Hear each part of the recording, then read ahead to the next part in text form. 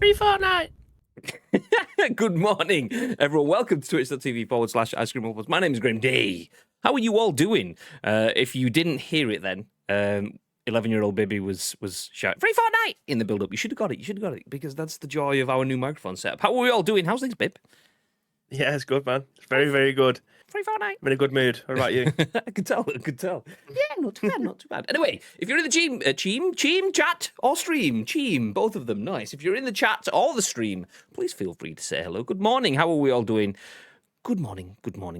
I see Tito in the chat.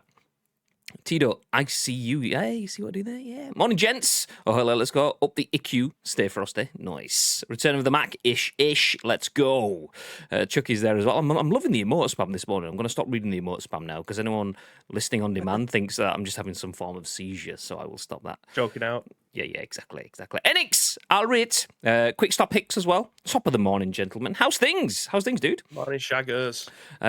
If you are in the chat, don't know why I said like that. I fucked up my words and decided to make it sound like I did it on purpose, and I just thought I'm going to stop before it just gets awkward or offensive, because I don't know. It sounded like I was putting on some weird accent. But if you're in the chat, please feel free to get involved. We are live on twitch.tv/Ice Cream Uploads. My name is Graham D. This is the man that we call Bibby, and we...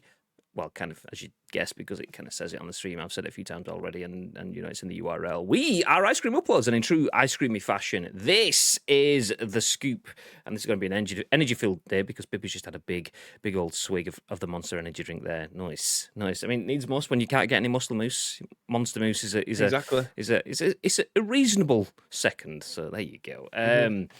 But yeah, welcome in. If you are in the chat, please feel free to get involved. We are going to give you our thoughts and our impressions over the biggest, the best, and the breaking stories from the world of video games over the next hour or so on this, the UK's #1 video game podcast. Even if we do say so ourselves. Anyway, we give you our thoughts and impressions. We go live each and every single weekday at 10 a.m.-ish on twitch.tv/Ice Cream Uploads. And we want your thoughts and impressions on our thoughts and impressions. Like I mentioned, we do go live at 10 a.m.-ish. It's 10 past 11, so it's close. We went live at 10:59, so that was 10 a.m.-ish. But we do have an exclusive emote that covers us for that. We go live each and every single weekday with gameplay streams that follow, apart from a Tuesday, which is today, so we'll only have the scoop for you now, with no gameplay to follow, but you still get us bringing the biggest, the best breaking stories from the world of video games. But when we bring you the stories, we want you to give us your feedback. Get involved, because we turn this live stream into a podcast, a video that goes on YouTube, and an audio podcast that goes on iTunes and Spotify and SoundCloud and Google Play. And I ran out of fingers and nearly lost my pen, so I had to do that some weird crab hand thing to hold it. But so yeah, we go live on all of the places on demand. So everyone watching, listening on demand gets to see everything, but they don't get to speak to us right here, right now in the chat. So if you're live with us on Chitch, my God, words are failing me again today. If you're live with us on Twitch, please feel free to get involved on behalf of everyone else. Before we jump into that news, though, a couple of things to mention. First of all, ! Loot drop. If you are a subscriber, you could win a prize. We give away a prize every month, and this month's loot drop is a choice of 3 games. But it doesn't stop there. If you're not a subscriber and you would like a prize, well then, ! Giveaway in the chat, and that way you can get involved in bagging yourself a £50 insert coin clothing voucher. That insert coin clothing voucher could buy you this hoodie, not this exact one, because this is mine. Get your hands off. But one like it.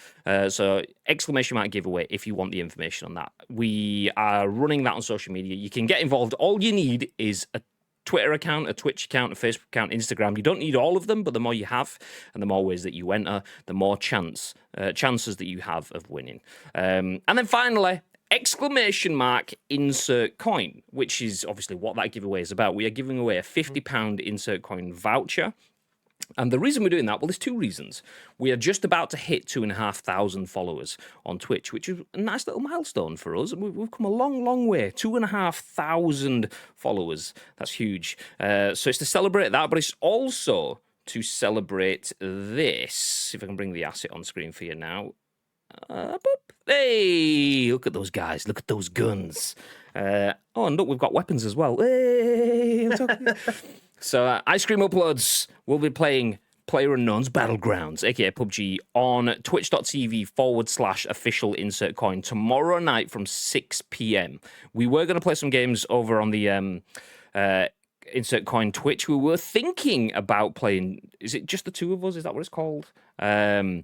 It Takes Two. It Takes Two. I knew it was a song. In my mind, I was like, just the two of us. We can make it if we try. But it takes two, baby.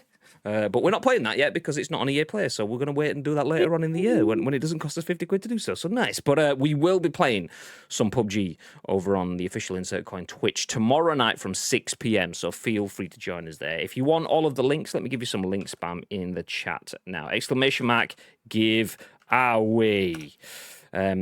Clicking that link could take you through to our competition entry link where you can bag yourself potentially a £50 insert coin voucher. That's running for the next couple of weeks. So you don't have to enter right now, but you can enter every day.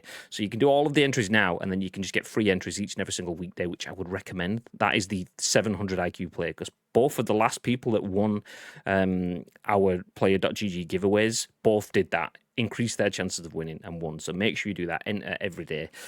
So that is for that. And then insert coin, boom. There you go. 20% off at Insert Coin using our code, but make sure you join us over on the official Insert Coin channel tomorrow, 6 p.m. Nice. Which is actually why I'm wearing my PUBG hat. So I've got my Insert Coin hoodie on and my PUBG hat on. It fits the narrative. It's almost like I knew what we were going to say before we said it. Wow.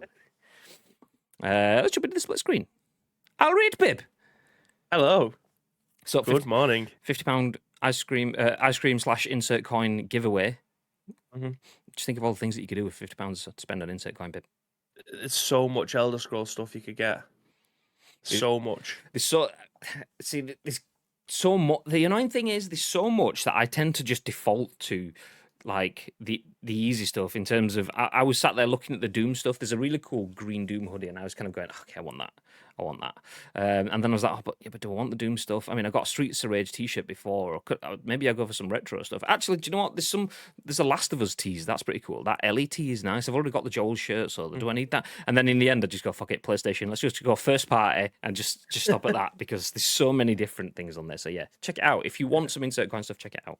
We aren't paid to say this, by the way. This is just general chit chat because it's nice to have friends like Insert Coin. Just want to point out as well, thank you very much to Captain Cowboy, who followed 5 hours ago, and Temonada Boy, who followed 5 hours ago too. I'm assuming that was when Insert Coin retweeted our competition tweet, our giveaway tweet. So thank you very much to you guys. If you're in the chat, hi, how are you doing? If you are in the chat, it's free to follow. I'm doing so through that tweet there, or you don't have to do it through that tweet, but if you follow the channel, that's one way that you can enter yourself into the competition. So nice. Kalineko says, Bibet, how is Resident Evil Village going? Yeah. I mean, we finished it on stream on Saturday. Finished it in 9.5 hours. The stream overall was about 13 hours, but it obviously just takes out the cutscenes. Yeah, I enjoyed it. I'm having more fun with it second time round because the gameplay was always good. It is a good game, and I would say that it's undoubtedly a good game. It just doesn't feel like a Resident Evil game. That's the only that's my only criticism. It's a very good game. The gunplay and everything is fantastic. It hasn't got enough puzzles in my opinion, and it's just doesn't feel like a Resident Evil game. But apart from that, it's a very good game. I still maintain it's a 6 out of 10 for me personally. I know a lot of people have given it a lot more than that, but for me, it's a 6 out of 10. The saving grace of that is the gameplay. That is it. Did you see the tweet that I linked you through to Warzone players playing Resident Evil? Yes, it's fantastic. I can't wait to get me infinite. I mean, when I actually buy a gun that has infinite ammo that I actually own and not Chris's, I'll be able to do the exact same thing. But yeah. It almost feels like you want to talk about it further, Bibby, says Mr. T. Yes, I'm going to speak. I'll be messaging you today, Asim, and we'll try and schedule something in for this week. But yeah, I'm trying to be as vague as I possibly can, not just for the sake of what we're going to be saying on that kind of on that talk, that roundtable discussion, but for the sake of people, it's still fresh for people, and they may not have finished it yet. So I'm trying to be as vague as possible. See, I'm not going to be as vague, and if you get it spoiled, then it just is what it is. But I did not see Resident Evil, any main story game, being finished with an Alex the Kid in Miracle World style stone paper scissors battle, but it's just the way it finished. So I mean, it's a bold move, Cotton. I'm not sure it paid off for them, but it's a 4 from you then, isn't it? at the max. Okay, I'm just going to bring this up one more time before I ditch it off, just to give you guys a quick reminder that we are on twitch.tv/official insert coin. If anyone wants to just drop that link in the chat, that would be appreciated. Feel free to go and follow that channel now, because we will be doing an extra stream over there at 6 p.m. tomorrow night. So feel free to go and drop them a follow now. That would be much appreciated. Thank you very much. Okay, let's get into some news. You will have seen this main story. We tweeted it out. Did not expect to have any PSVR news anytime soon. I mean, we had some rumored stuff, which is probably what's kind of included in this starter article, but I didn't expect to see anything so quickly off the bat. But let's jump straight in. Chloe Prince at the Gamer says PS5 VR headset will reportedly have 4K, gaze tracking, and rumble. Sources have revealed that Sony's upcoming VR headset for the PS5 will boast some impressive quality and immersion-enhancing features.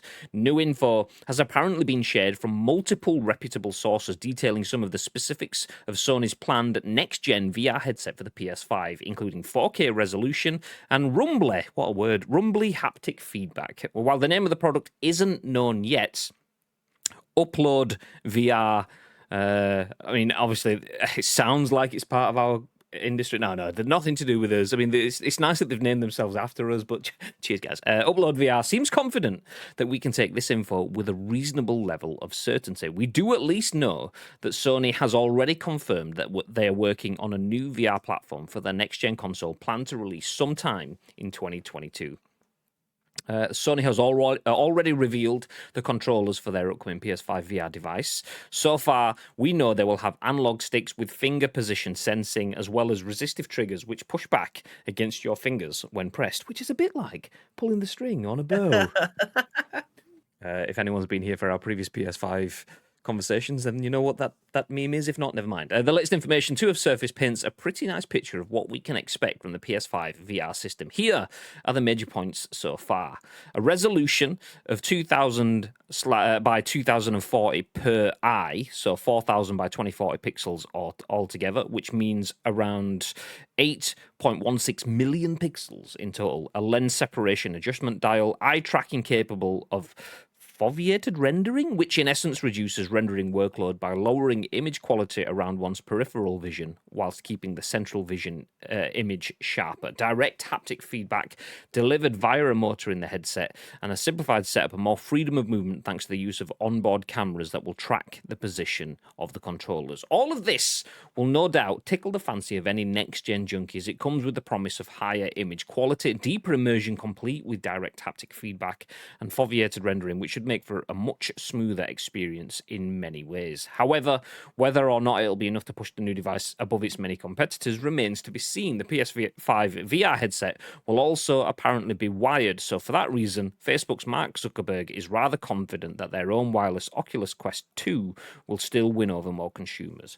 We ought to get a clear idea over the coming months, though, so sit tight. Interesting. Yes.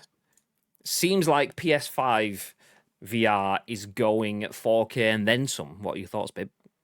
Yeah, this is welcome news. Not just the fact that PlayStation is probably one of the more accessible. I mean, Oculus 2 is the most accessible now because you don't need a console for it. It's £300, I think, for the bog standard version. It's not wired. You don't have to have a PC or a console. But in terms of having this PlayStation VR, for me at one point was the most accessible one. It was costly. I think it was it £400 for the unit, and that didn't include the Move controllers. So yes, it was a little £7,000 actually.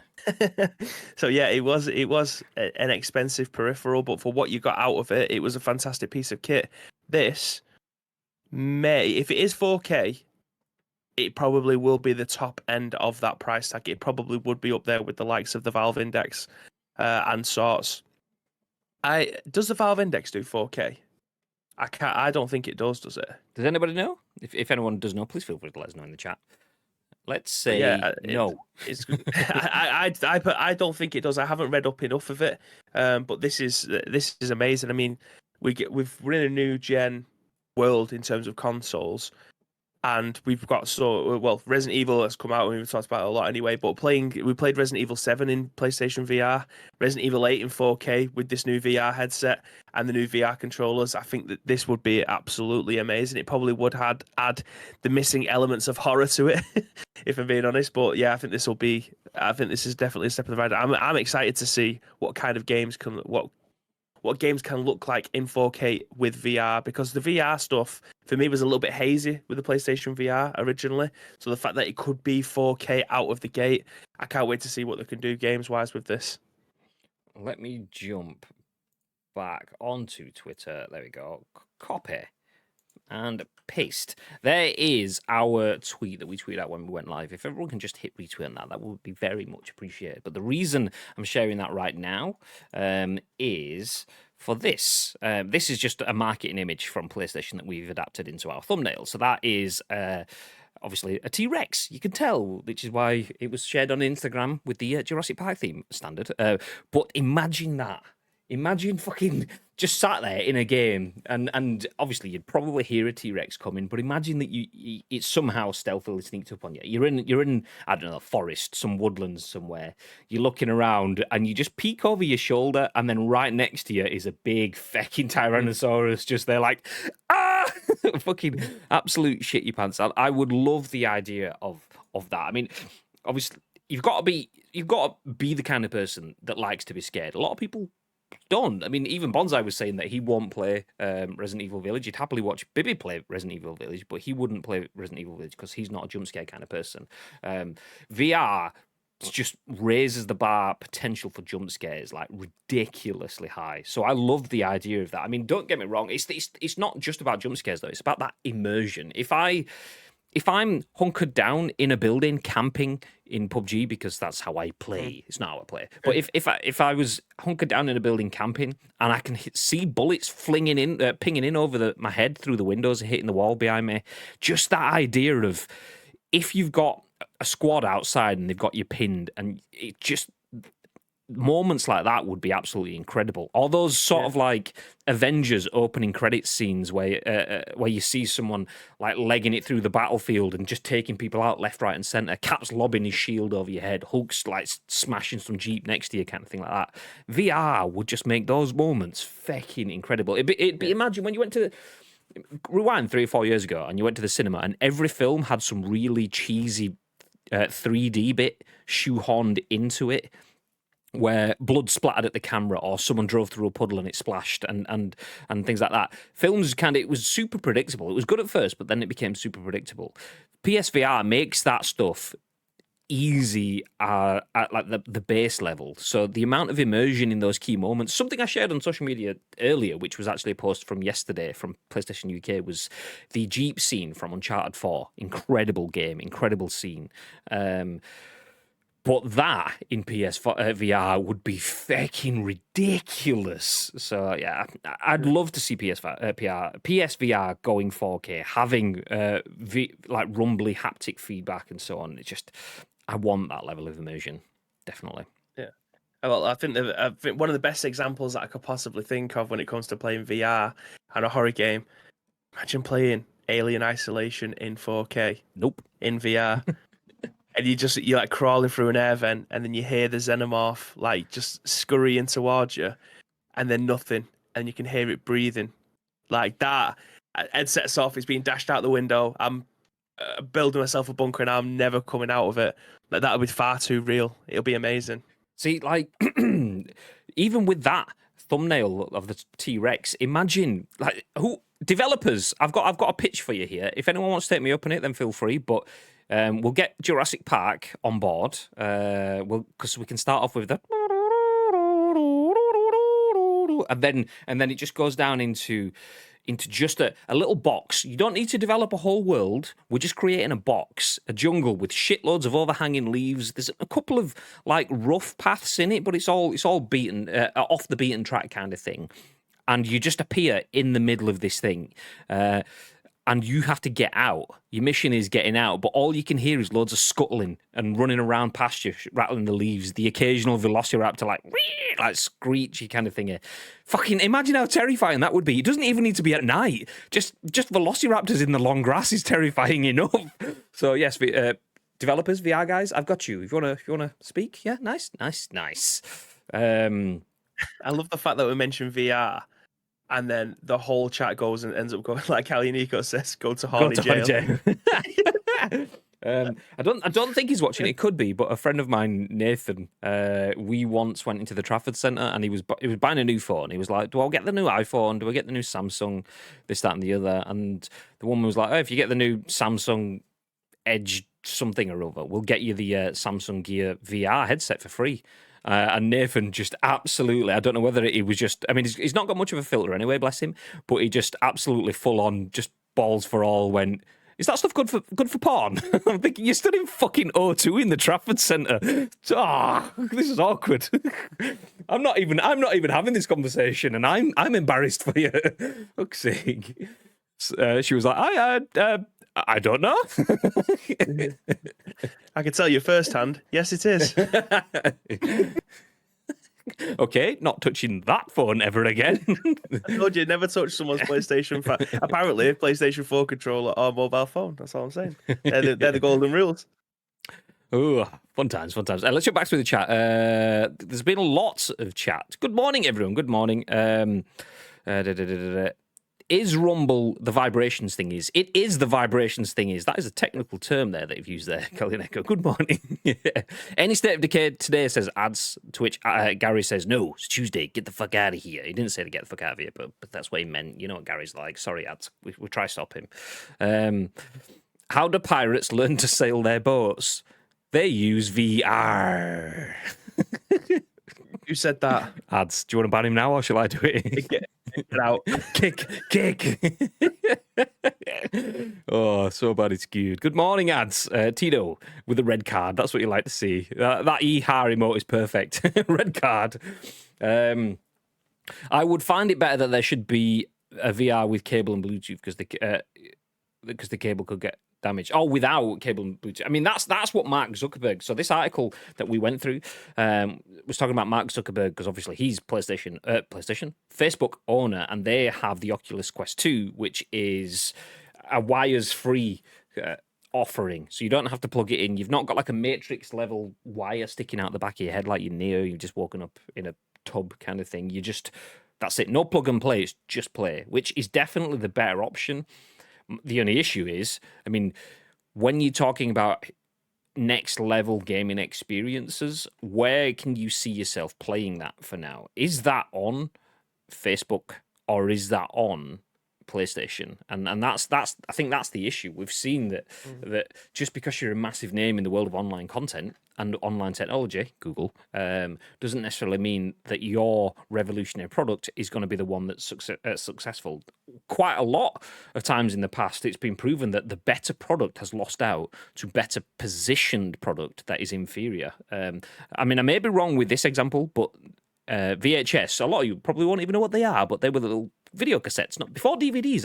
A lot of you people don't even know what DVDs are these days, but still, VHSs, I believe, were inferior technology to the Betamax video recorder kind of thing, and VHS won just because it was positioned better. I don't know, I could be wrong on that, but yeah. So Same with the DVD and the HD for the HD DVDs, wasn't it? Back on the Xbox 360, how the HD DVDs never taken off. Yeah, HD DVD versus Blu-ray, and Blue. I think that genuinely was just run because do you want HD DVD, which sounds like either some form of like chemical that you pour over your crops if you're a farmer. Oh, those fields need dousing in HD DVD. Oh, okay.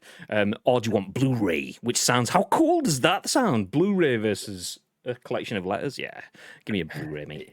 Blu-ray used to be a bloke who used to sell videos at the back of an ice cream van. Baby's been sat on that one for years, waiting for the opportunity to use it. Yeah, waiting for it. I fucking hell, my eyes lit up about 20 minutes ago before we started this conversation.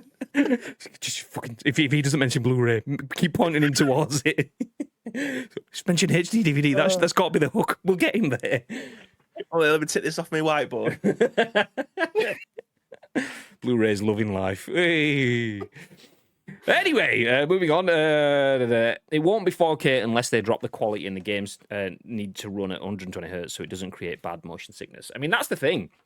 So this article mentions... there we go. I could be pronouncing this wrong. Foveated rendering, which in essence reduces rendering workload by lowering image quality around the peripheral vision. So basically, everything around the sides of your eyes just gets downgraded. That's 480p. Everything in the middle is 4K. Maybe not that specific, but that's kind of the gist of it. So everything on the periphery, you don't look at that stuff anyway. It's there. I mean, if you're Jason Bourne, yeah, you probably notice it. But for me, I can see Bibby just on that screen there. It doesn't mean I'm looking at him, kind of thing. So dropping the quality of that, focusing on the middle. When you see me, someone write in the chat and let me know that you can see me. I think we're good. I think we're back now. I just want to make sure that you guys can see it. Hey, how you doing? Hey, I see you. How you doing? Hey, back. Hey, we forgot to put 20p in the meter. Obviously. Just a daily reminder that you should never invest in Sky Broadband, ladies and gentlemen. Never, ever, ever, ever, ever invest in Sky Broadband because it's just. Anyway, welcome back. If you're watching this on YouTube, this is part 2 of our stream. Part 1 is yeah, you can see it. You go back and check it out. Nice. What were we talking about? We were talking about that was it. It was the foveated rendering. Once again, that could be pronounced wrong. I don't know. I've never seen the word before. But basically, Jordan's comment was they will need to reduce the quality of the images to be able to output 4K, and the processing power needed to do that kind of stuff is quite intense. Foveated rendering basically allows them to drop a lot of the quality on the peripheral vision so that everything central becomes focused, which that could actually be really good in terms of focusing your interest. One of the downsides with VR for a lot of people at first is you are on sensory overload. You've gone from looking at a square box. This monitor in front of me is my view screen. I've now gone into the view screen, everything around me. Which way do I look? Am I looking down?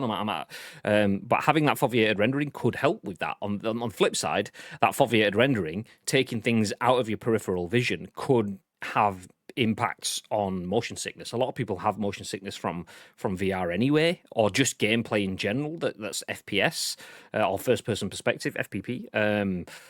So having foveated rendering could amplify motion sickness as well. So, I mean, obviously, take it with a pinch. This is very early on. It's not been announced. It's all leaked information at this point. No matter how much it has been corroborated by legitimate sources, it's still not fully locked in.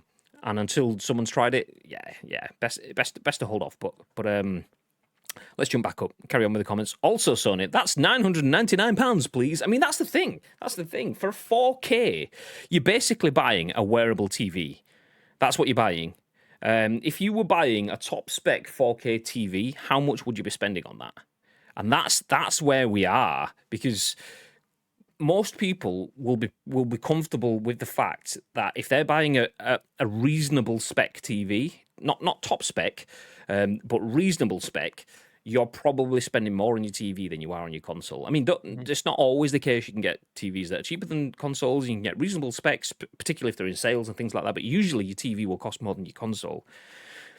Buying an accessory for your console that costs more than the console, that's just something that doesn't sit right with people. But that's where we have the conundrum, is this is an accessory that is basically a TV and a very, very high spec TV, because it's a TV that's live, and it's a TV that has cameras on the outside for tracking, and it's a TV that has audio built in, and it's a TV that you wear. So yeah, it could easily be a grand product, easily. But is that something that the console market is open to? Thoughts? Exactly, and that's the correct answer right now. I don't know. We don't know. That's it. Like, if it was fucking left for us to make decisions, everything would go backwards. Yeah, we want 4K, head tracking, movement tracking, outside cameras, finger glove jobby things. That's a technical term for the Valve Index, by the way. Finger glove jobby things, and all of that is going to cost £200, £199.99. in dollars as well, by the way, not pounds. It'll be 175 in pounds. And then everyone that makes them are going to be working. They're going to be spending money to be able to build the Oculus Rifts and the PSVRs and stuff like that. So yeah. Well, the Microsoft sell the Xbox. Well, most people sell. Well, most companies, sell their consoles at a loss. We would never make a profit if we was making decisions on fucking any kind of technology. But I mean, like when it comes down to technology, look at TVs for example. You could probably get a really high spec TV and a big TV, like I don't know, 55, 60, 65 inch TV. If you go to Costco, you can get one for a pretty decent price. But a gaming monitor that's like 24 inches is like nearly as much, if not more expensive than a TV that you put in the front room because of the technology that's inside it. So like a quicker refresh rate, better pixels. I don't know. The TV and technology, it evades me. I've no interest in it. Like I'm still using a 1080p monitor and a Samsung LED. What the fuck is this? A SyncMaster from about 10 years ago. I don't have a lot of new technology when it comes to TV or monitors or anything, but like it's difficult to put a price on newer technology because one, are the parts available? We're seeing that with the PlayStation 5 now. They're looking to try and revise the console because they're running out of parts as fast as they can get them on shelves. Do you know what I mean? So yeah, it's difficult to try and put a price on most things like that. I'm just looking at the chat here. You can get some variety. Obviously, if you're looking for an Asus ROG Strix monitor, then you're looking at about £1,000. But you can get an LG one for about 300 quid. An Acer one 4K UHD, 144 hertz, 156 quid. But obviously that Acer one has got a 2 millisecond refresh rate, where if you wanted to get down to like less than 1 millisecond refresh rate, 4K, 120 hertz ish, the prices start to go up. So yeah, definitely. Yeah. You can go to Costco and get an 80-inch LG TV 4K smart TV for 900 quid.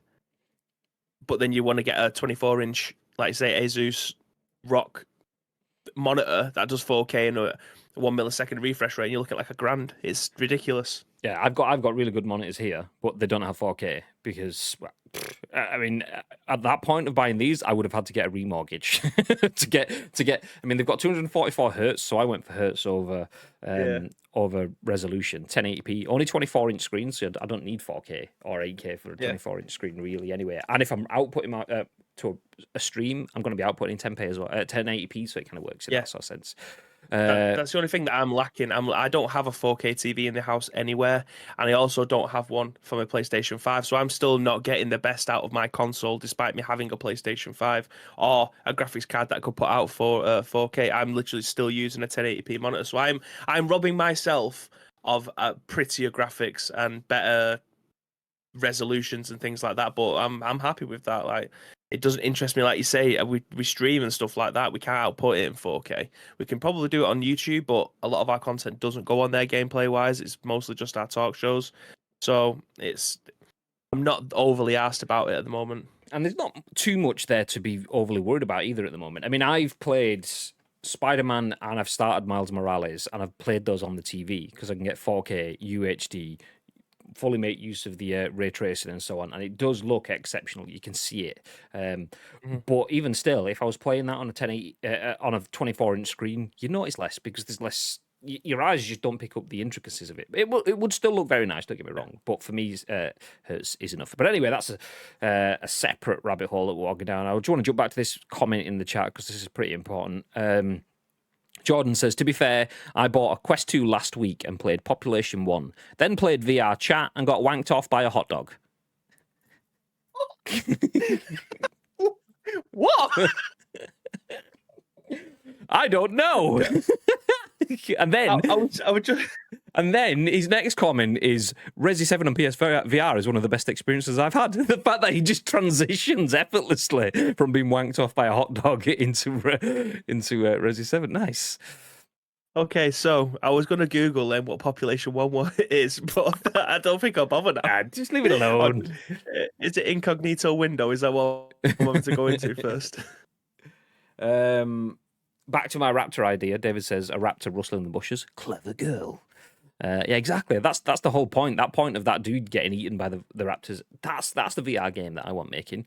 It's just a small, almost Slender Man-esque game. It's not about massive worlds and all the functions and stuff. It's just about trying to not get slendered by a man. Nice. 3D or VR doesn't really interest me yet, says Tito. Only 2 films I've seen where 3D was incredible was Gravity and Everest. I don't think I've seen either of those, actually. But yeah, I would agree. I've seen a lot of VR, 3D stuff that was kind of cool. I remember watching...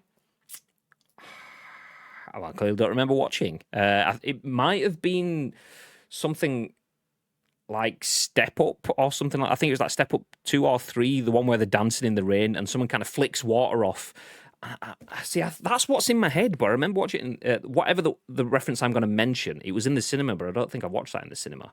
Anyway, someone flicked water at the screen, and I remember sat there with my 3D glasses on and doing that sort of like head jolt back where you see the water hit you in the face kind of thing, thinking, okay, that one got me.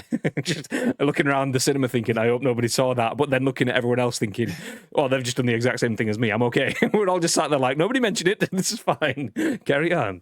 Invisible water just hits us in the face. I'm just watching that Population 1 trailer. It does actually look really good.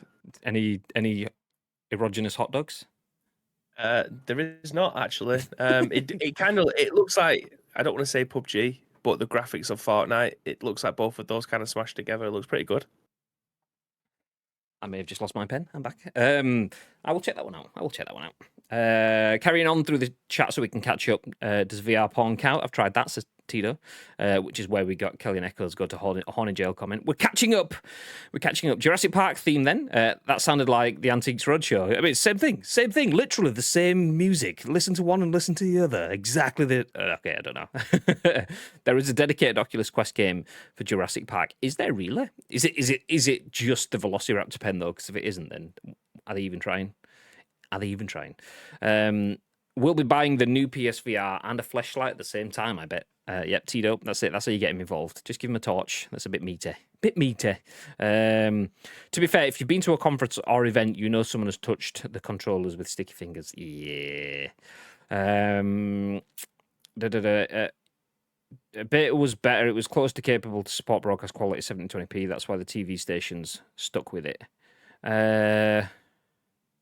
What's that in reference to? I don't know. We went offline then, so I can't quite remember. Anyway, let's jump. Let's catch up. Skyrouter, everyone just kicking the shit out of the internet. It's fine. Okay, I'm just gonna jump down to the bottom because I could spend a long time catching up here, so I will jump down. I got insulted by a goose, so it's not so bad, and found a toxic cat in VR chat. So far, this morning in VR chat, we've established that Jordan got wanked off by a hot dog. Kalineko got insulted by a goose and found a toxic cat. So there you go. That's what you should be playing. VR chat, ladies and gentlemen. Enjoy your fiddy boots. Where are those hot dogs? Every woman would eat them. Well, now I'm hungry. I'm going to get Oreos. Well, just don't get yourself a hot dog if that's what it is. That's a whole different leap. Anyway, let's jump back into another article. This is one that I don't know if Bibby had on the agenda. I did share it with him earlier on. I'm gonna throw it in because it is an interesting discussion line.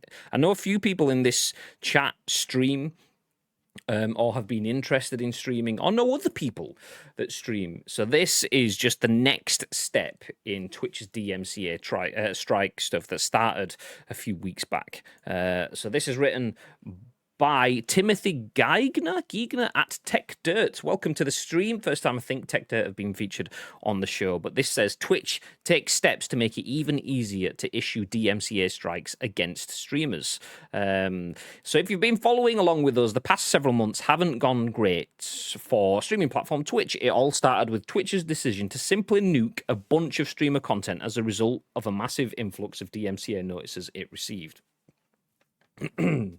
While Twitch streamers and some in the public went ballistic over this, the company decided to try distract the world with bright, shiny objects like emojis, only to continue to let the DMCA apocalypse continue, even after it apologised for its lack of transparency. Then Amazon, which owns Twitch, put on Twitch's GlitchCon and spent a pretty penny on it, while streamers on the platform wondered why Amazon didn't just spend the money on the licensing needed to keep streamers out of copyright jail. Fresh into 2021, Twitch then gave creators tools to help avoid copyright strikes, which mostly consisted of convenient ways to delete a bunch of their own content while not bothering to put in a method for policing DMCA abuse. And now it seems like a near certainty that this is all going to get way, way worse. Twitch, without notice, recently released a new tool on its site to make it even easier to issue DMCA notices on creators. Now, it's worth noting that this approach is somewhat different because this page requires a Twitch login in order to submit a claim. This appears to be less about giving industry rights holders a way to DMCA the hell out of Twitch and more about giving fellow Twitch creators a way to DMCA the hell out of each other. Now, nothing prevents anyone who wants to use this tool from just creating a Twitch account to do so, so there is certainly the potential of abusing this new tool. And it seems Twitch knows that, as this tool forces anyone looking to issue a DMCA notice to affirm that they're doing so rightfully. Quote, users must also fill out their contact information and agree that the claim is filed in good faith. However, seemingly to prevent abuse of this feature, Twitch also states that users must state they are authorized to act on behalf of the owner of an exclusive right that is allegedly infringed under penalty of perjury. Viewers seem a bit mixed on the new feature, with some suspecting it will result in more bans and reports than we'd seen otherwise. Of course it will, the article goes on to say. That's not me, by the way. This is going to make things measurably worse on the DMCA front, with the only real question being just how bad this is going to get. And mind you, this is all done instead of Amazon investing in the licensing Twitch creators would need in order to be relatively safe from being DMCA'd to hell.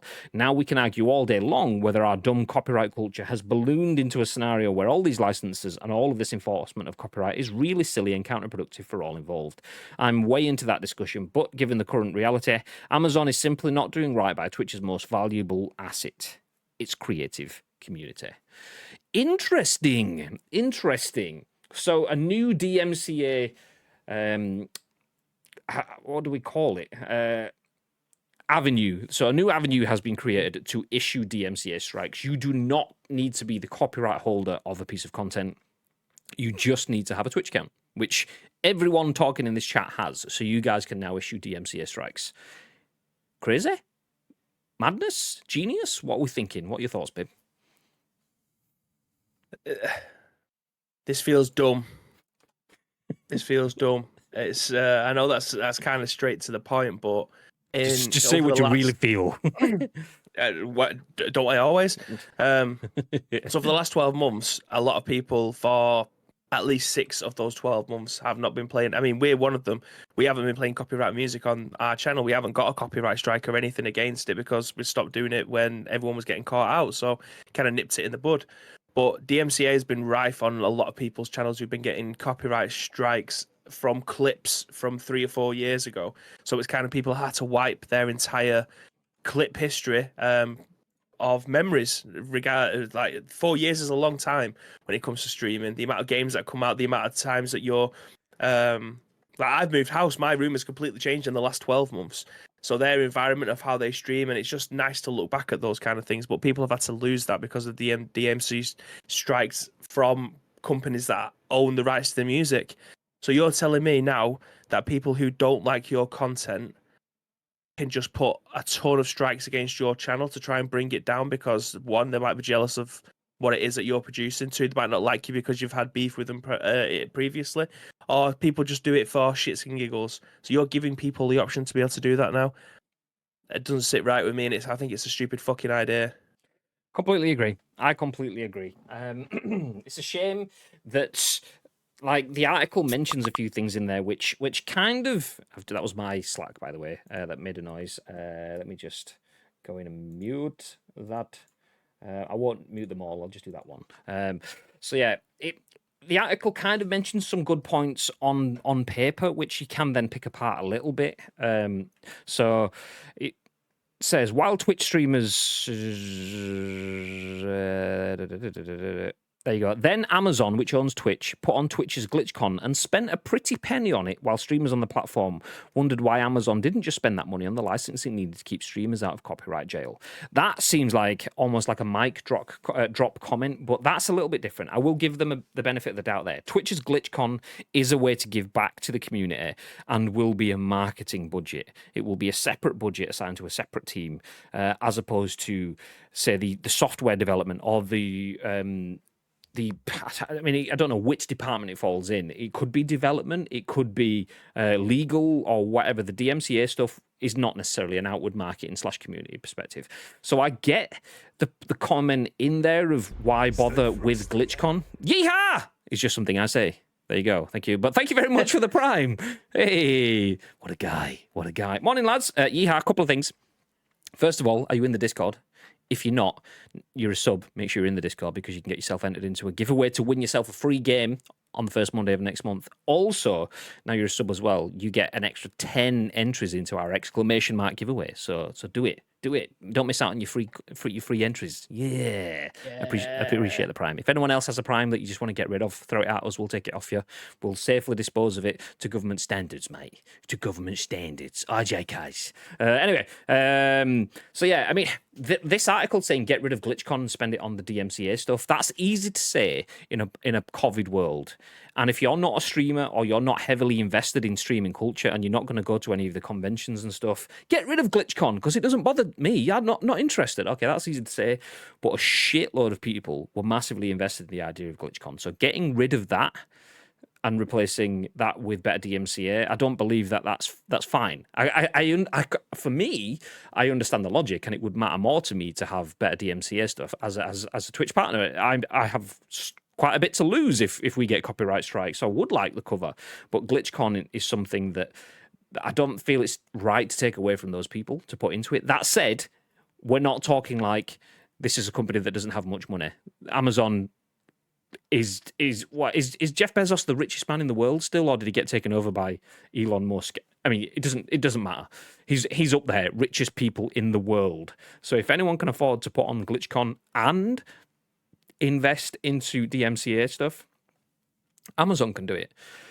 So, I mean, I just don't understand. I mean, like it mentions right at the bottom, the way this article wrapped up, Amazon is simply not doing right by Twitch's most valuable asset, its creative community. It does in so many ways, but in DMCA, I will not hide and sit on a fence with that. It's not doing enough. It's not. The fact that, like, you could watch streamers that have been around for years, and I see it regularly, even now, where people will go in and go, oh, do you have that clip of that moment where you did something 2 years ago that we all fucking loved and it became a community meme and we all shared about it? And it's like, no, because we just had to get rid of all of our clips to save the channel.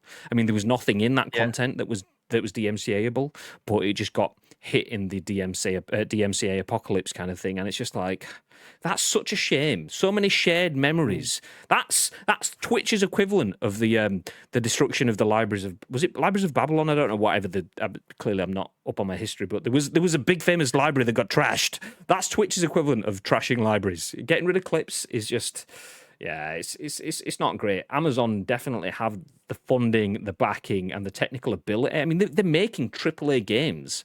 If they can make AAA games, well, yeah, touche. Famous last words. They're making games with AAA budgets. That covers it. So they're making AAA games that they want people to play on the platform that they own. They have Amazon Music, which is a platform that they own. They're already licensing music and doing all sorts of other things. Surely there's a better way rather than just going. Literally, we could get copyright stricken by Billy Big Balls 69. If there is a Twitch account called Billy Big Balls 69, they could copyright us for infringement, saying that they represent Attenborough at the BBC for my dodgy PUBG fucking. When I was stalking someone. Here we see a lesser spotted camper in PUBG, and it's like that's it, copyright strike, boom. Billy Big Balls 69 could just put that copyright strike in, and there's nothing I can do. I mean, there is stuff I can do. I can contest it, but the fact that he can just do that. I mean, Tito made a joke, but it's truthful as well. He says, was it Tito actually? Trying to find it. It was Tito. BRB, I'm just going to not issue a DMCA strike against this channel. Yeah, exactly. Tito could, if that's People it. can do that. And I've All it seen. takes is for us to have Twitter spat with someone. They've got a bigger community. All their people from their community come over and just try to take down the channel. It's as simple as that. You're giving someone an easier way to do it. And it doesn't even need to be that heated either. How many times have you been streaming and you're having a good day, you've got a large number of views on your stream, a large number of views on your stream means you're more likely to get seen by people that haven't seen your stream before, and then you just get weapons that drop in. Or maybe someone, for the right reasons, drops a raid on you and they just have some silent knobheads in their community, which are vocal knobheads on your stream. We've had it before where people have just come in and gone, what was that? Oh, some kid the other day dropped in, was like, "Oh, boss, you big red weapon, engage with your chat." And it was like, what? So timeout, fuck off, dickhead. We are engaging with the chat. We're catching up with everything. Timeout. What's to stop that person going, I don't like this channel. Copyright strike. Boom. And it's just like, for them, if it's so easy, they're logged in anyway to just drop a copyright strike, that channels could be just taken down left, right, and centre. I hope this page that they've created is a manual process, because the DMCA one currently isn't. So if you're playing music and it's like an algorithm on YouTube, they can just find it, get rid of it. Like, no one's going through your clips from 4 years ago to try and find music that they own. It's just an automatic process. If this is the case, it needs to be a manual process. They cannot leave this to chance. Do you know what I mean? So they can't just... If there's 10,000 people reporting a specific clip or your channel, that needs to be investigated. If 100 people do it, and your channel automatically gets banned because 100 people have done something because they've got a vendetta against you, that is not good. That is not a good thing. No, even if it's not like manual, I could see it being automated, but it'd then be manual on the appeals process or something like that. But by that point, it's too long. Someone could have you could have had spammed with 15 strikes. Your channel essentially gets put offline. You then submit, actually, that's offline, it shouldn't be, and then gets put into a queue for someone to go, yep, no, okay, fuck off, dickheads, or whatever. And how are they gonna, like it says, if you do file if you do file claims that you're not authorized to act on behalf of the owner of an exclusive right that is allegedly infringed, you could be punished under penalty of perjury. How are you gonna punish Billy Big Balls 69 under penalty of perjury? How are you? I mean, the amount of time, effort, and resources to go and track down Billy Big Balls 69 would just be fucking ridiculous. I'd love those in court as well. This is Twitch or Amazon Interactive versus Billy Big Balls 69 of IP address 124.168. Or whatever. Yeah. Alexandria Library, that was burned. Savages. No, mate, it wasn't in crew, mate. That's Alexandra. Okay, yeah, fine, I get you. But yeah, I had no idea. I've mentioned it like twice over the last few weeks, and both times I've said something different. This time it was like Babylon or whatever I said. So yeah. Uncultured swine. Yeah, exactly, mate. David's comment was Betamax versus VHS. I'm going to jump back up now and read that, just because, yes, Betamax was better. It was close to capable to support broadcast quality 720p. That's why TV stations stuck with it. Well, there you go. Yeah, Betamax better than VHS, but VHS was just the better stuff. That was in relation to the PSVR conversations earlier. But yeah, Twitch has made it easier for the MCA strikes to be made against your favourite channels. Hopefully it doesn't last long in its current form, or maybe it has been tweaked since then, because today is the 11th of the 5th. This was picked out on the 4th of May, so a week ago someone tweeted it. It's only just started to pick up some pace now. So maybe Twitch have seen it, maybe they've tweaked it, maybe it's not the same as it was then. But yeah, if it does evolve, if people suddenly start getting copyright strikes, we'll let you know. Unless we are the ones getting copyright strike, then we probably won't be able to let you know. So that's how it is. Anyway, let's move ahead. Our next bit of news.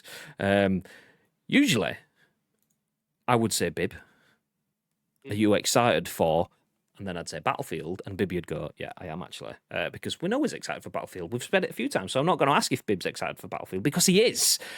Bib, are you excited to know when Battlefield is going to be revealed? Yes, I am. Okay, well, it's gonna be revealed in June, apparently. Tom Ivan at Great VGC says style. Battlefield 6's reveal is now seemingly scheduled for June. Official Battlefield Twitter account tweezers fireworks for next month. Less than a month away. Less than a month away. Okay, the official Battlefield Twitter account has seemingly confirmed that the next game in the series won't be revealed until June. In a pin tweet published on April 22nd, the account told fans to get ready for our reveal soon. While many expected the next entry in the shooter series to be revealed this month, that won't be the case, according to the account's latest tweet. Words that rhyme with soon? June. Boom. What a fucking tweet. That's incredible. That's fantastic. That's fantastic.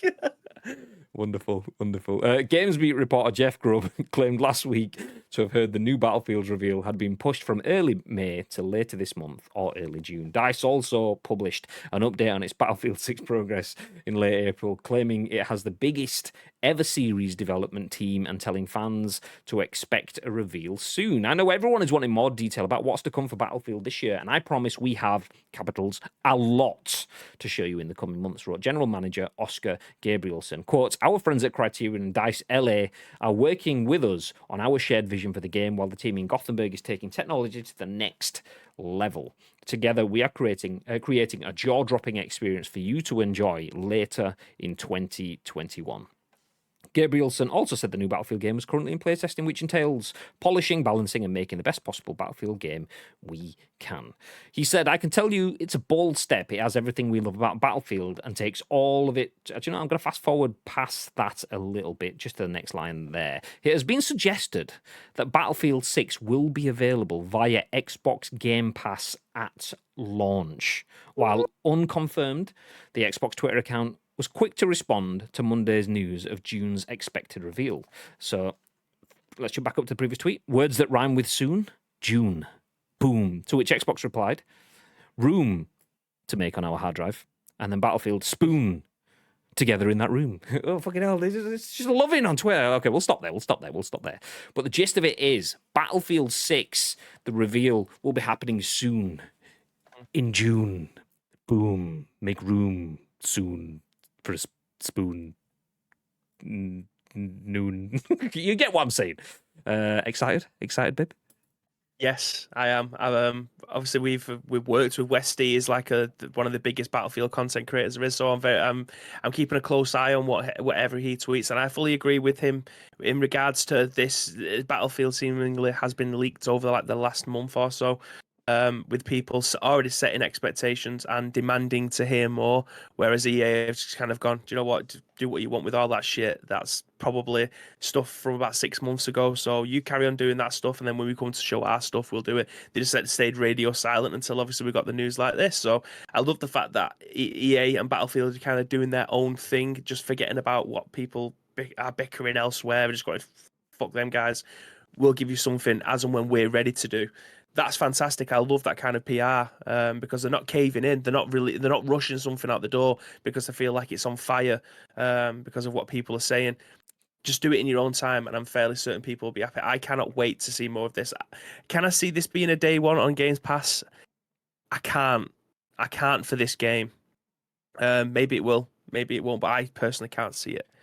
What about you? Genuinely, off the top of my head, if you'd have said, is this going to be free to play anywhere to begin with? No. What? No, not at all. Call of Duty is not free, but it has a free to play game, but it's not free. That said, it could be the thing we talk about is being in second place in the games industry or in any industry. It requires risk. Calculated risk. It requires you to be a bit more adventurous, not just taking the safe route. And Battlefield, for a lot of people, is the better game in terms of the Battlefield versus Call of Duty rivalry. A lot of people will prefer Battlefield. However, Call of Duty has absolutely smashed it over the last 3 years.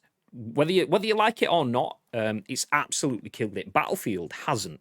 Battlefield, over the last 10 years, progressively has dropped off to the point where people love what Battlefield could be, but don't really love what Battlefield is. Not entirely. A lot of people do, and a lot of people have heavily invested, but to the point where for something as big as Battlefield, it's almost big and niche at the same time. It's almost a cult game whilst being huge. It's an oxymoron. It doesn't work, but that's kind of what it is. So Battlefield, I could see, okay, that maybe is EA's calculated risk. We've seen free to play with Warzone. We've seen how big free to play can be in terms of establishing games and getting hands on. We've seen how useful something like Game Pass can be for launching games, or PS Plus for launching games. It wouldn't shock me. I still wouldn't call it. I mean, I would say I can't see it happening. Instinct. Yeah. Instinct. I can't see it happening. But then again, if it happened, I'd be like, okay, well, that's actually, it makes sense. It makes sense. It does make sense. I wouldn't call it, but I could see it. Yeah, you know what I'm saying. I can't see it happening, but I can see it happening. Yeah, exactly. It makes sense, right? Yeah. Oh, 1 second. You might have to go and pull them splinters out your ass. No, I don't think it's going to happen. But I can see it's going to happen. So yeah, I'm not on a fence. I'm firmly on one side of the fence, but I could quite comfortably be on the other side of it as well. So just keep going all the way over. Yeah, exactly. No, not even that. I've just got one of those like push doors kind of thing. Like I'm on this side of the fence. Oh, actually, no, it's free. Oh yeah, okay. I thought that all along. Yeah, I'm over there. Yeah, whatever. So yeah, Battlefield 6 reveal is coming soon in June. Boom. So can't wait to hear more. Spoon and stuff. Asim Tanvir in the chat says Battlefield loud noises. Exactly. Gary says the rumored name is Battlefield Field Battle. Just imagine. Soon and June does not fucking rhyme, says Yeehaw. What? But then I've just seen your next line. So brain fat. I meant boom and June, but now I see they meant June soon. Still shy.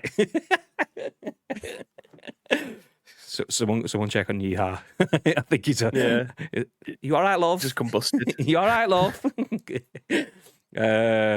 Billy Big Ball 70 has entered the chat, says Yeehaw a little bit earlier on. If knobheads are willing to swat streamers, they are absolutely going to abuse this, says Chucky. That was in relation to the last bit. Exactly. If people can send fucking trained killers with machine guns into people's houses with the threat that there's danger in there, then yeah, someone's just going to strike someone's channel. It's definitely going to happen.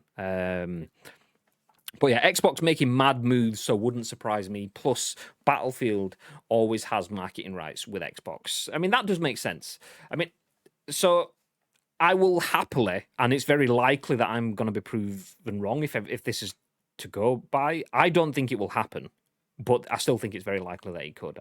But just because, I mean, I don't know what EA have. I don't know where they stand on this. Battlefield, like the Pacific expansion, kind of fixed a long period of unrest with Battlefield. This is obviously Battlefield 5. Then they've had a year off, that as well. Warzone has gone from strength to strength. There's a lot of things. I mean, I've not even mentioned fucking Firestorm, an absolute shithouse effort of Battle Royale and so on. So Battlefield, their stock has been weakened. So maybe I'm just sitting in the past and thinking Battlefield cannot be a free game. It can't be. But then again, EA Play is completely free for anyone that is on Xbox Game Pass. So yeah, I don't think it will, but it's very likely that it could be. Let's move ahead. Sticking with Xbox, not going too far. This one potentially could be free on Game Pass at some point in time, but not anytime soon. As Tom Ivan at VGC says, Gears of War Studio is switching focus to next gen, but the new game reveals are not due for some time. Update! The Coalition will use Unreal Engine 5 for multiple games, but isn't working on a Star Wars title.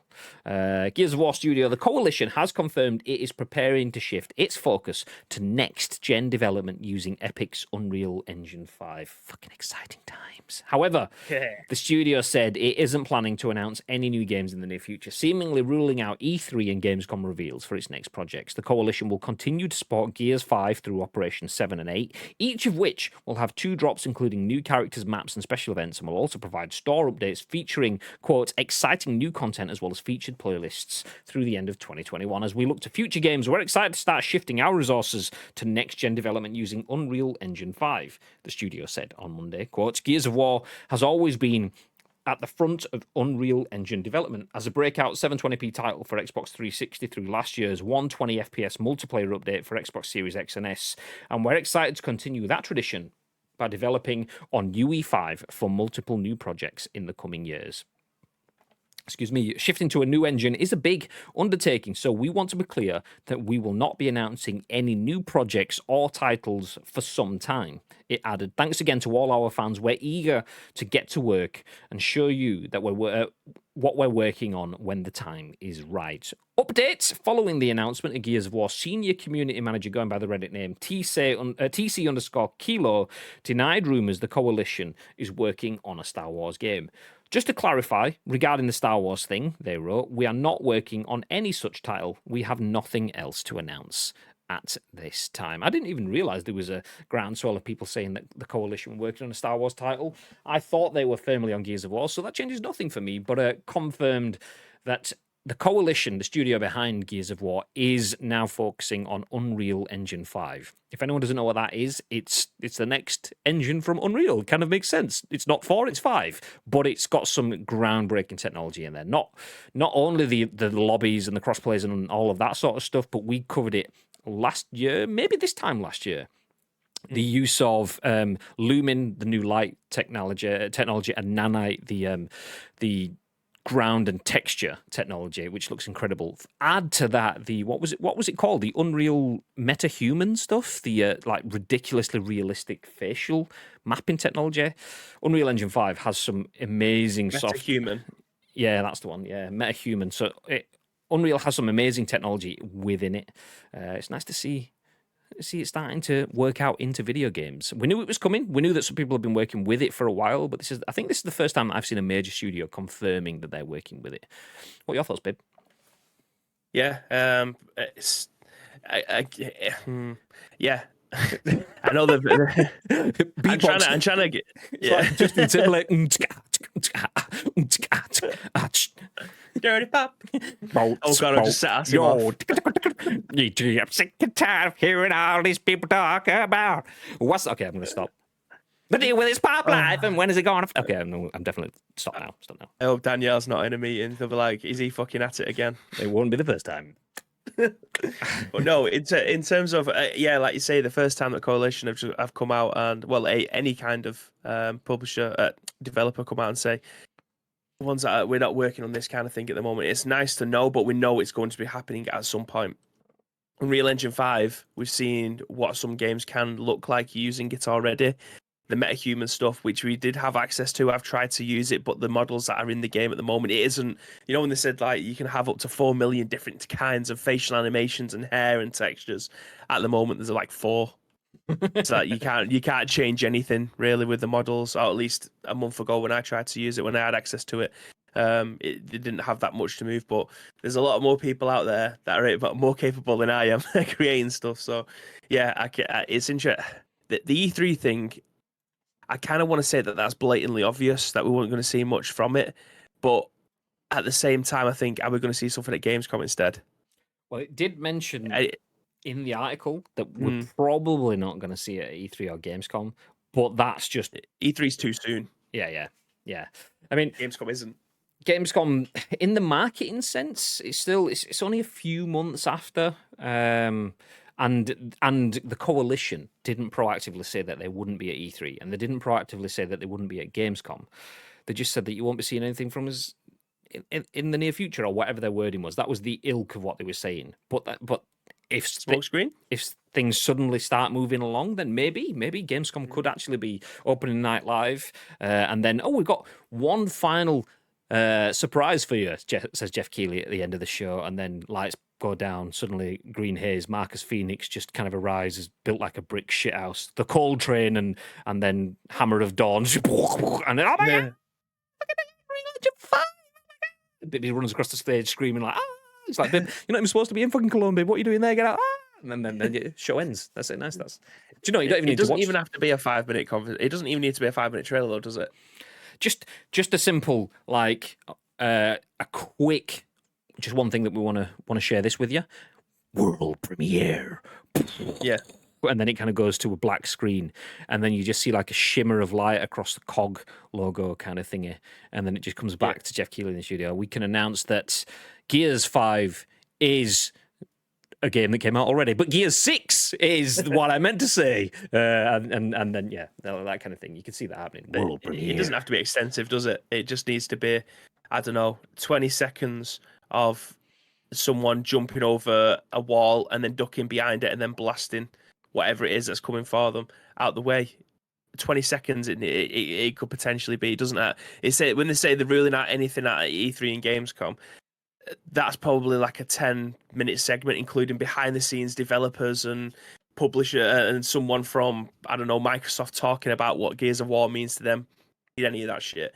If it could just be a 20-second clip of what the Unreal Engine can look like within Gears of War, I think that would be enough.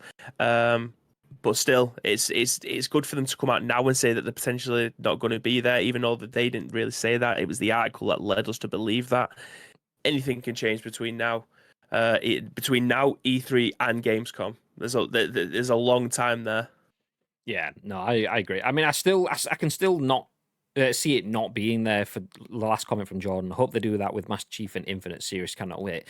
I can see Master Chief and Infinite being the reason why it's not there, to give it breathing space. So we saw when The Last of Us was delayed last year, Ghost of Tsushima got delayed as well because they didn't want to overlap and they wanted to give each other time to breathe. Big titles from the same studios, they kind of gave each other their own space.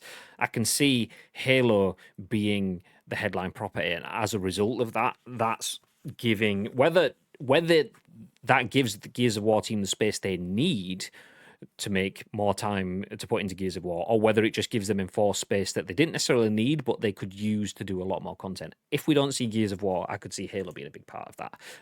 Also, it could just be stuff that covers up the cracks in terms of maybe they're not ready to announce yet, but Halo just takes the focus away from it anyway. Either way, big news. The Coalition, a very, very long established and very well-respected studio. So it's nice to see a studio as well that's been hand in hand with Epic and their engines since day dot with the first Gears. So it's nice to see them continuing that tradition, moving it forward. I mean, I think everyone expected that anyway, but it's good to get UE5 confirmations.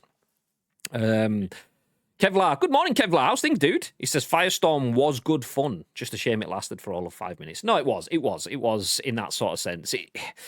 It wasn't that Firestorm was bad. It was that it was brought into everything else around it was not bad, but rushed, unfinished, not unfinished, but it just didn't get the love that you'd expect from a Battlefield game. They didn't market it correctly, though, did they? Exactly. We didn't hear much from it at all. I think Lewis played it on this channel 2 or 3 times and he thoroughly enjoyed it. But outside of us streaming it, there wasn't that many people talking about it, and it wasn't being marketed by EA at all, really. I've said before, a very simple thing killed it for me. Is you win PUBG, and there's a hype moment, or you win Fortnite, and you get the slowdown as Victory Royale kind of comes up along the stream. You win Warzone, you get the victory on screen kind of thing. And then you get the airlift kind of stuff. In Firestorm, it was like you would have a 5 to 10 second period of where is there someone left? We won. Oh, okay. And it was just flat. Then you add to that the fact that Battlefield was in a weird place at that point in time anyway, and then add to that the fact that there was no real marketing strategy or plan for it, just like there wasn't with Blackout. Blackout came out and it's like, we're Call of Duty, here's Battle Royale, and everyone's like, yeah, and then prodding it with a stick, do something. And it was like, oh no, that was all it was. We just put it on the floor. We didn't realize you wanted it to do stuff. Okay, we'll do that next year. We'll fix it with Warzone next year, which they did. So that, yeah, Firestorm was that. It came out and it was nice, but then it didn't do anything else. It it was prodding it with a stick again. So yeah, either bring Battle Royale or don't. But just do it and have it considered. Know what you're delivering. But I think they will do the next time. Anyway, one final bit of news that we will fly through, seeing as we are heavily overrunning in terms of time now. Well, I was actually going to suggest something because I don't think this is going to be a quick topic. I think this is going to be quite a meaty one. Easy time. So I think we should save this one for tomorrow. Just in case there's 1, shit news, and 2, I reckon we could talk about this for at least 25 minutes, easy. Baby needs a wee. That's what it is. Baby just don't want to talk to you. No, nothing like that. That's what it is. No, that's fine, baby. Let's shelve it. Let's shelve it. That's good for me. To give you a little bit of a spoiler, a little bit of a teaser. Apple maybe bring in some form of console. That's all we're going to say. That's all we're going to say. Oof, oof. Apple with a console. Yeesh. Okay, we'll talk about that tomorrow. But for now, thank you everyone for joining us for an hour and 20 odd minutes in 2 parts of the scoop today. We appreciate you sticking around, even though the show dropped off when Sky Internet shit itself yet again. Let's pick up the last few comments then. The gods with Unreal Engine. Seriously, Coalition is so talented. Yeah, exactly. If you play that new Gears 5 expansion on Series X or high-end PC, it's literally the most next-gen looking game so far. Interesting. I'll have to look into that because, like I say, Miles Morales, when you hit that at the right point in time, it just looks incredible. So I'll have to see that one too. I hope, and that is basically a last-gen game that's been tied up as well. So, yeah, I want to see next gen. Give it to me. Anyway, there we go. That was it. We are all caught up. As mentioned, we do not have any extra streams on Tuesdays. We usually play video games in the afternoon after streaming the podcast, The Scoop, in the morning, but not on a Tuesday. We do work things. We do work in the video games industry. We work in video game marketing, social media, esports, and all that jazz. So that's the reason why we have an exclusive subscriber remote that says ish, because we go live at 10 a.m. ish each and every single weekday, and then play video games afterwards, apart from Tuesday, which is today. So we are going to find a friend of the channel to drop a raid on. If you are new here, feel free to stick around because you do get channel points, which are down there in the bottom corner when we follow a raid to another channel. If you follow the raid with us, you get extra channel points that you can spend on the channel. And if you don't subscribe to the channel, but you want to, but you don't have the money, which is understandable, that's fine. We don't ask you to spend money here. What we do instead is, if you do watch it for long enough, we will give you enough channel points to buy yourself a sub to the channel. So feel free to go along with the raid if that's something you're looking to do down the road. Nice. Before we disappear though, Bib, is there anything you'd like to add? Yes, again, thank you very much for joining us today. One of the news stories which you didn't actually get to feature because that'll be tomorrow's was submitted by your brother, so I appreciate that. At 4:20 this morning, Jesus, what are you doing at that time? Well, didn't have your PlayStation on by any chance, did you? Anyway, His VR. If you do want to help shape the show, then there's 2 ways you can do that. First off, find us on social media. It's at Ice Cream Littles across all major social media platforms, or get into our Discord. If you are watching this on any of our on-demand services, please use the description. All of the links that you will need are there for you. But all we need from you is a link to the article plus your thoughts and impressions. We will then give you our thoughts and impressions on the very next show, which will be at what time tomorrow, Mr. Graham Day? I'm just going to check my watch. Tomorrow is Wednesday, so we will be live at 10 a.m. Ish. 10 a.m. ish. We got live at 10 a.m. ish. I mentioned it already. Shout out to Mr. Garlic Clark, who just dropped exclamation mark Discord and socials in the chat, although the socials didn't work. So I got you. I got you for gotting us, if you know what I mean. You got us, we got you. Yeah. Okay, thank you. We are going to drop a raid on someone. We will see you tomorrow at 10 a.m. ish.